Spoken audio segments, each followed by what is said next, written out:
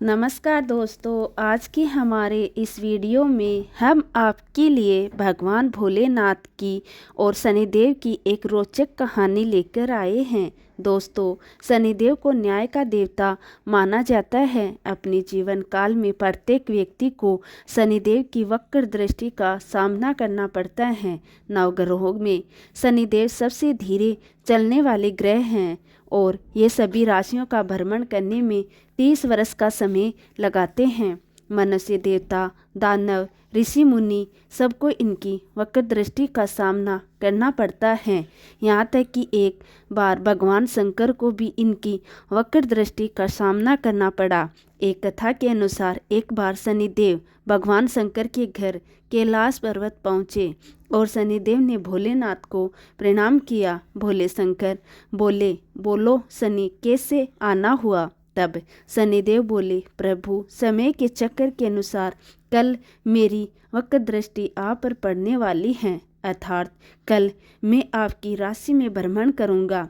शनिदेव की बात सुन भोलेनाथ हैरान हुए और पूछा, शनि, तुम कब तक मेरी राशि पर रहोगे? तब शनिदेव बोले, प्रभु, 1.25 पहर तक मेरी दृष्टि आप पर होगी। ऐसा कहकर शनिदेव भोलेनाथ को प्रणाम करके चले गए। अब महादेव सोचने लगे, मुझे शनि की वक्र दृष्टि से बचना होगा।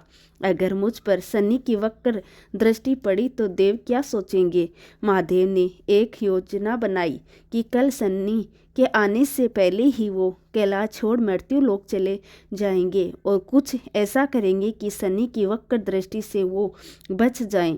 अगले ही दिन भगवान भोलेनाथ मृत्यु लोक में पहुंचे और एक हाथी का रूप धर लिया। हाथी के रूप में महादेव को पूरा दिन रहना पड़ा। इधर उधर भटकते हुए उन्होंने जब एक नगर में प्रवेश किया तब लोग घबराकर उन्हें भगाने लगे। हाथी के रूप में ही उन्हें जल और भोजन ग्रहण करना पड़ा। दिन ढला तो महादेव ने सोचा, चलो अब पूरा दिन व्यतीत हो गया है, मैं शनि के वक्र दृष्टि से बच गया, अब तो कैलाश पर लौटता हूँ। ऐसा सोचकर महादेव ने हाथी का रूप त्यागा और कैलाश को लौट गए।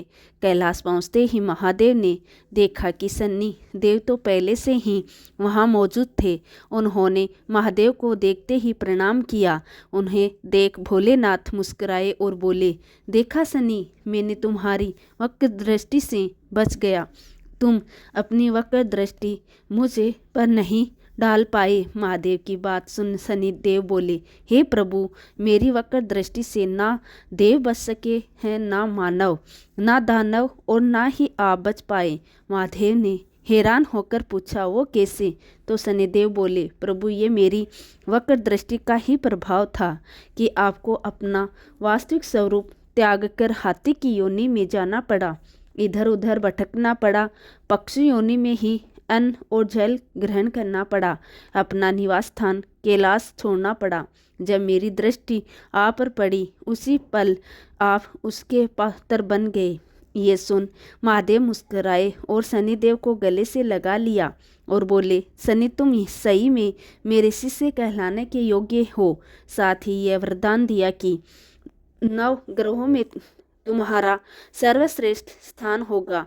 जीवन में सही काम करने वाला तुमसे भयभीत नहीं होगा और जल में कमल के समान सुरक्षित रहेगा। इस प्रकार शनिदेव की दृष्टि का सामना सबको करना पड़ता है, लेकिन जो धर्म के अनुकूल आचरण करता है, दया, सद्भावना, प्रेम और सुविचार रखता है, वो जीवन में कभी सभी सुख प्राप्त करता है। जो व्यक्ति शनिवार को पीपल के पेड़ में जल चढ़ाता है, काली वस्तुओं का दान करता है, गायत्री मंत्र का जाप करता है, पशु पक्षियों अन्न और जल देता है, चींटियों को आटा डालता है और शनि चालीसा पढ़ता है, शनिदेव की कथा सुनता है, उस पर शनिदेव की कृपा सदैव बनी रहती है। तो दोस्तों, कैसी लगी आज की हमारी यह कहानी? कमेंट करके ज़रूर बताएं।